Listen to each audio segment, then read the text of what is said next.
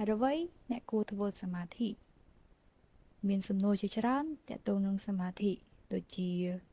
គេថាសមាធិជួយឲ្យយើងរួចផុតពីទម្លាប់អាក្រក់របស់ចិត្ត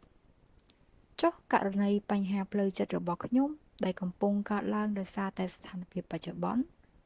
តើសមាធិនៅតែល្អសម្រាប់ខ្ញុំទេតើសមាធិគ្រាន់តែជាវិធីសម្រាប់សេចក្តីសុខស្ងប់ផ្ទាល់ខ្លួនមែនទេតើខ្ញុំគួរតែមានអារម្មណ៍បែបនោះមែនទេបើជុំវិញខ្លួនខ្ញុំពោរពេញទៅដោយរឿងអវិជ្ជមានតើវាមិនល្អទេឬដែលខ្ញុំរក្សាអារម្មណ៍មិនស្ងប់រឿងមួយដែលយើងគួរតែចងចាំគឺថាពេលដែលអ្នកធ្វើសមាធិហើយមានសន្តិភាពផ្លូវចិត្តខ្លះៗអ្នកបានសម្អាតផ្នែកដ៏តូចមួយនៃផែនដីទាំងមូលដូចជាឧបករណ៍តូចៗក្នុងបន្ទប់សម្រាប់សម្អាតខ្យល់ដែរគេច្រើនប្រើវាក្នុងទីក្រុងដែលសម្បូរខ្យល់កខ្វក់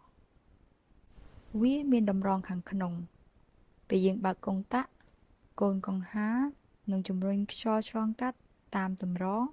ហើយខ្យល់នឹងទៅជាស្អាតជាងមុនវាមិនអាចសម្អាតខ្យល់ទូទាំងទីក្រុងបានទេវាគ្រាន់តែសម្អាតខ្យល់ក្នុងបន្ទប់តូចតែប៉ុណ្ណោះវាជាសមិទ្ធផលដ៏តូចមួយ